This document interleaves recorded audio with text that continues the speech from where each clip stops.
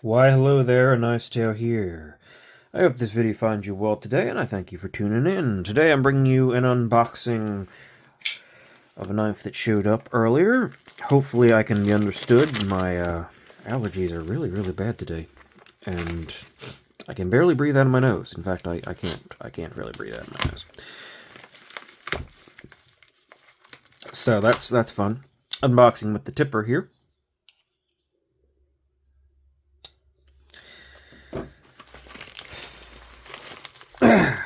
Yeah, seriously, this is a rough one. Rough one today.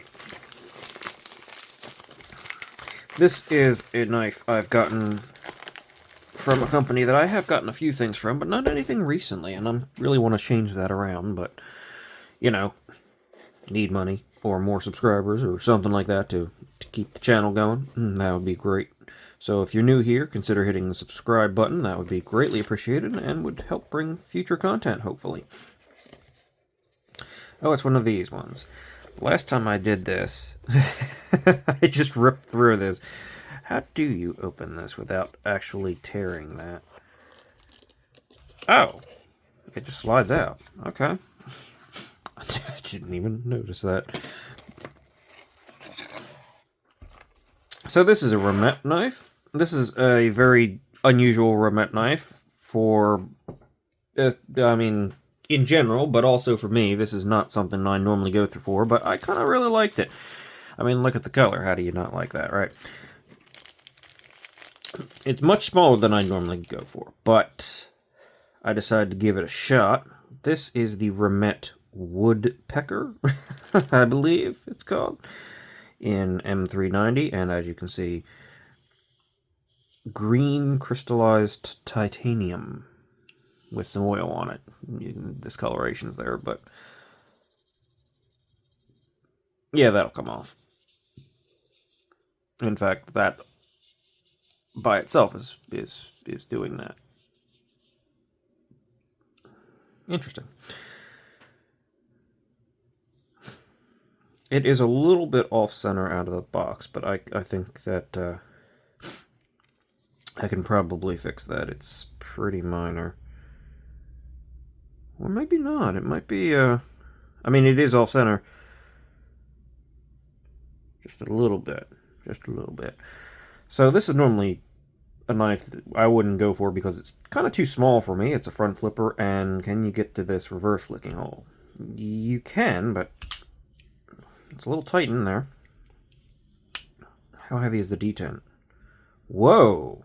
That's a stout detent for a front flipper. It works. Wait a second. Can I just reverse flick off of the fuller itself instead of the hole? Yes, I can. Okay. So it's definitely reverse flickable.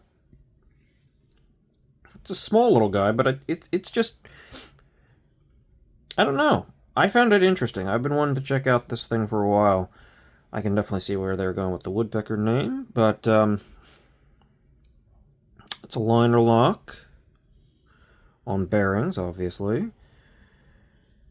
Pocket clip, a little stiff. A little stiff. Tritium insert, I guess, if you want to make it glow a little. It's a little stiff, but I do think it's got a continuous rise. It looks like it's going to work pretty well. Good lock bar access. Remette logo in M390 are kept very small, very minimal. I actually think it might, I think I might be actually be able to back this pivot off a little bit. It feels a little over tightened. If I can figure out how to get it apart, because it is a screwless knife. And I do not know how they did that. Oh, I'm guessing it has something to do with this. Little button that is actually pretty well hidden in there.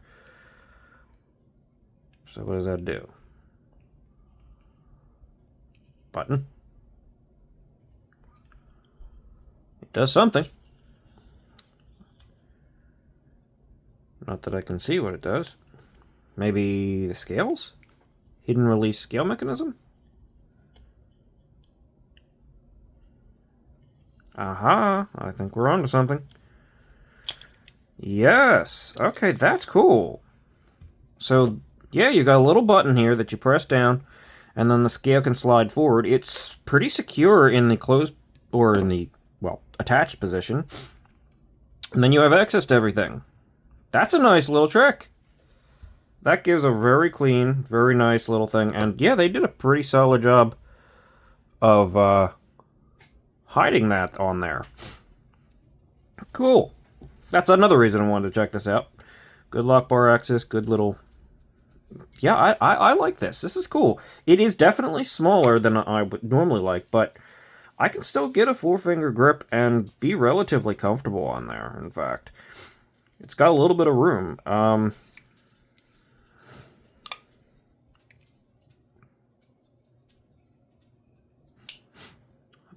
I'll adjust and do this stuff off camera, but I think that's about it.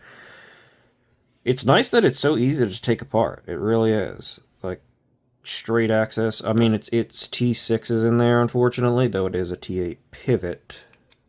But, pretty cool overall. So I'll mess around with this thing and bring you a... I don't love where the stop pin is, especially when they have so much real estate to put it back a little further. But it is all the way up here.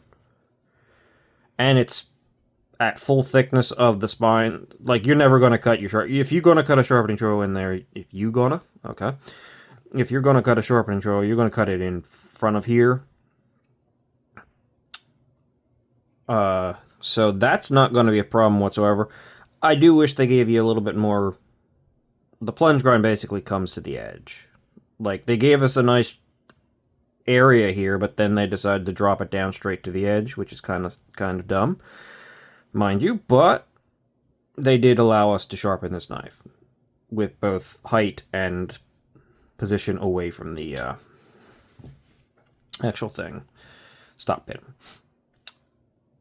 Yeah, I'm going to see if this needs to be cleaned out and see if I can dial it in a little bit.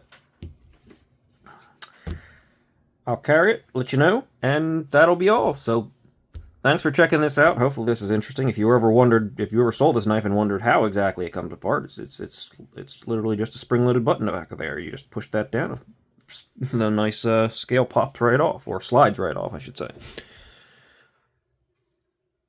Yeah, it shouldn't be hard to put back on either. You just put it in the hole and slide it over. That's how it is. It's basically just, you've got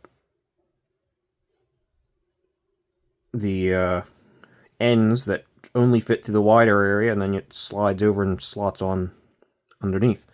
Okay. Cool. I hope that you saw something that you liked. I hope that you have a great day, and I will see you later, hopefully, on another day. Bye for now.